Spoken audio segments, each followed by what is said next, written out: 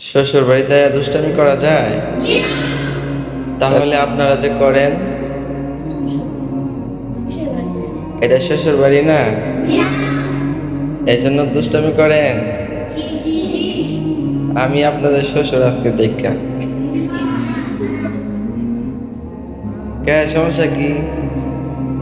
এমন শ্বশুর পাইবেন আপনারা? তাইলে শ্বশুর হিসাবে স্বীকৃতি দিতে সমস্যা কি? আজকে থেকে এটা শ্বশুর বাড়ি। হ্যাঁ, কে, সমস্যা কি? হ্যাঁ, কি লয়ে যাবো গা? কি?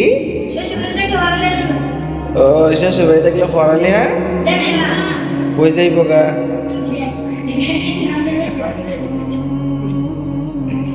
হ্যাঁ, আপনাদের মতো জামাই পাইলে তো আমি নিজেরা ধন্য মনে করি। যদি এটা শ্বশুর বাড়ি মনে না করেন, শ্বশুর বাড়িটা, হ্যাঁ, তাইলে মাসালা কিন্তু আপনারাই দিতেছেন, ঠিক না? মাসালা কে দিতেছে? আপনারা স্বীকৃতি দিচ্ছেন যে এটা শ্বশুর বাড়ি না। তাহলে শ্বশুর বাড়ি যেত না, তাহলে ঠিক সময় গাইতে হবে, ঠিক সময় ঘুমাইতে হবে, ঠিক সময় পড়তে হবে। শ্বশুর বাড়ির আচরণ এখানে চলবে। আপনারা তা খাইতে বইলে পরে সময়ের দিকে আর খেয়াল থাকে না। হ্যাঁ, এখন থেকে থাকবে। তারপরে ঘুমানোর ছুটি দিলে পরে তার খবরই নাই, 20 মিনিট 30 মিনিট জায়গা। হ্যাঁ,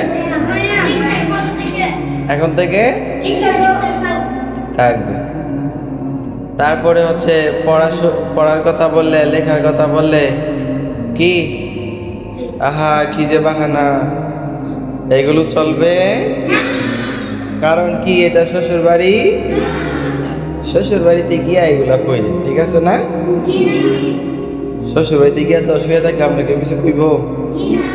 সর্বনাশ, নতুন জামাই এসে কিছু কইলে আমার শরীরে খাইতো না, ঠিক না? কিন্তু আমার তো এই ডর নাই আছে। আমার কি সেরি বিয়া দিছে আপনাদের কাছে? আমার কোনো ভয় আছে?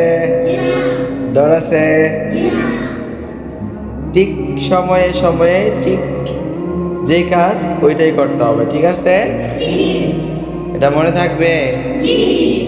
তাহলে খুব সতর্ক হয়ে চলবে ইনশাআল্লাহ।